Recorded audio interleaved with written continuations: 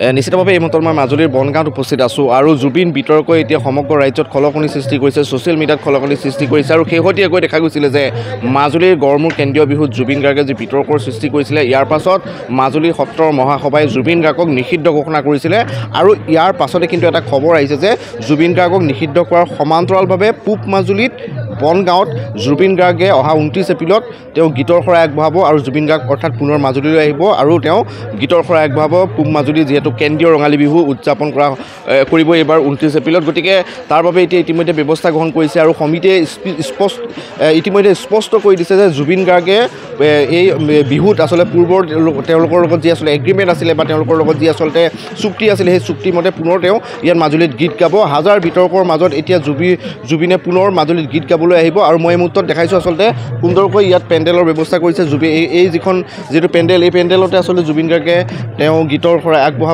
জুবিন গাৰ্গ মাজুলীলৈ আহিব।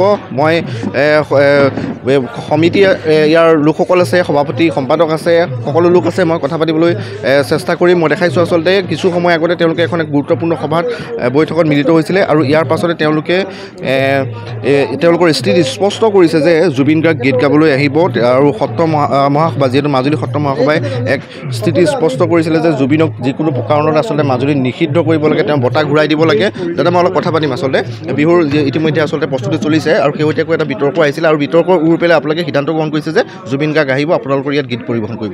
সিদ্ধান্ত আমি গ্ৰহণ কৰা নাই, আমি সিদ্ধান্ত লৈছোঁ। সত্ৰ মহাসভাৰ কালি যিটো প্ৰস্তাৱ হৈছিলে সেই প্ৰস্তাৱটোৰ ওপৰত তেখেতসকলে পুনৰ আমাক বিবেচনা কৰি আমাক তেখেতসকলে কেন্দ্ৰীয় সমিতি আৰু আমাৰ জিলা সমিতি অসম সত্ৰসভাৰ মহাসভাৰ তেখেতসকলে আমি লিখিতভাৱে অনুৰোধ জনোৱাৰ পিছত তেখেতসকলে আমাক লিখিতভাৱে কৈছে। তেখেতসকলে কৈছে যে আমি এজন মানুহক কোনোবা এটা অনুষ্ঠানলৈ বা কোনোবা এটা স্থানলৈ যাব দিম নিদিম সেইটো আমাৰ কোনো অধিকাৰ নাই। এইটো আমি সত্ৰ মহাসভাই কেতিয়া কৰিব নোৱাৰোঁ। গতিকে আমি এই ক্ষেত্ৰত জুবিন গাৰ্গক মাজুলীলৈ যোৱাৰ ক্ষেত্ৰত কোনো কাৰণতে আমি বাৰণ কৰিব নোৱাৰোঁ। আপোনালোকৰ অনুষ্ঠানৰ প্ৰতি আমাৰ শুভেচ্ছা আছে।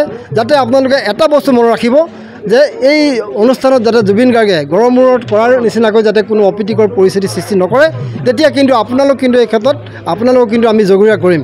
গতিকে আমি তেখেতসকলক কথা দিছোঁ যে আমি কোনো কাৰণতে জুবিন গাৰ্গক পুনৰবাৰ বনগাঁৱৰ অনুষ্ঠানত তেনেকুৱা কৰিবৰ কাৰণে আমি নিশ্চয় পৰিৱেশ আমি নিদিওঁ কেতিয়াও। নিশ্চয়ভাৱে ধন্যবাদ জনাইছোঁ। সভাপতি ডাঙৰীয়া ক'লে, সম্পাদক ডাঙৰীয়া আছে, জুবিন গাৰ্গ আকৌ আহিব, গীত গাব আৰু কিবা কথা বতৰা হৈছে জুবিন গাৰ্গৰ লগত যে কিমান সময়ত আপোনালোকৰ ষ্টেজত জুবিন গাৰ্গে গীত পৰিৱেশন কৰিব? আমি ঠিক সন্ধ্যা 6:30 বজাৰ লগে লগে আমাৰ কাৰ্যসূচী আৰম্ভ কৰিম। 7 বজাৰ লগে লগে অসম গৌৰৱ ৰঞ্জিত গগৈ ডাঙৰীয়াই তেখেতৰ যি বিহু প্ৰদৰ্শন আৰম্ভ কৰিব।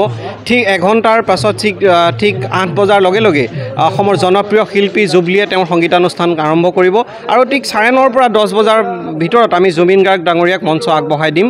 আৰু আমি আশা কৰিছোঁ যে পূৰ্বৰ সময়ত যি বিতৰ্ক হৈছিল, জুবিন গাৰ্গ ডাঙৰীয়াৰ অসমীয়া জাতিৰ স্বাভিমান, অসমীয়াৰ গৌৰৱ আৰু দুৰ্ভাগ্যজনক সেই ঘটনাৰ বিপৰীতে আমাৰ এই মঞ্চৰ পৰাই জুবিন গাৰ্গ ডাঙৰীয়াই এক পুনৰ ইতিহাস সৃষ্টি কৰিব। তেখেতে যি সংগীত শুনি অসমীয়াৰ বিভিন্ন প্ৰজন্মই জীৱনক নতুনকৈ উদযাপন কৰিবলৈ লৈছিল, যে 2000 চনৰ সেই জুবিন গাৰ্গৰ সেই সুমধুৰ অনুষ্ঠান আকৌ পুনৰবাৰ এই মঞ্চৰ পৰাই জুবিন গাৰ্গ ডাঙৰীয়াই আগবঢ়াই দিবলৈ প্ৰয়াস কৰিব। আমি সত্ৰাধিকাৰ পবিত্ৰসকলৰ আশীৰ্বাদ শিৰত লৈ আমি এই অনুষ্ঠান কৰিবলৈ আগবাঢ়িছোঁ। যিহেতু সত্ৰ মহাসভাই আমাক লিখিতভাৱে দিছে যে তেনেকুৱা বহিষ্কাৰ কৰাৰ কোনো কথা নাহে। বা বিভিন্ন দল সংগঠনক আমি লিখিতভাৱে যদিও পত্ৰ দিছিল, তেওঁলোকে লিখিত উত্তৰ নিদিলেও আমাক কথিতভাৱে জনাইছে যে সকলোৰে সহযোগিতা থাকিব যাতে সুন্দৰ পৰিৱেশ আমি জুবিন গাৰ্গ ডাঙৰীয়াক দিব পাৰোঁ। তাৰ বাবে আমাক আহ্বান জনাইছে। আমি আপোনালোকক কথা দিছোঁ, আমি সুন্দৰ পৰিৱেশেৰে সেইদিনা অনুষ্ঠানটো ৰূপায়ণ কৰিবলৈ চেষ্টা কৰিম। মাজুলী সত্ৰ মহাসভাই যিহেতু কৈছে যে তেওঁলোকে আচলতে আহ্বান জনাইছে যে আহিব নালাগে, এই গোটেই কথাটো আচলতে আপোনালোকে কথা পাতিছিলে ঊৰ্ধ্বতম কৰ্তৃপক্ষৰ লগত, তেওঁলোকৰ যিটো অসম সত্ৰ মহাসভা আছে? নাই, আমি ঊৰ্ধ্বতম কৰ্তৃপক্ষৰ লগত কথা পাতিছিলোঁ। তেওঁলোকে লিখিত বাবদ ৰূপত জনাইছে যে কেনেকুৱা কোনো বৰ্জনৰ কথা নাছিল।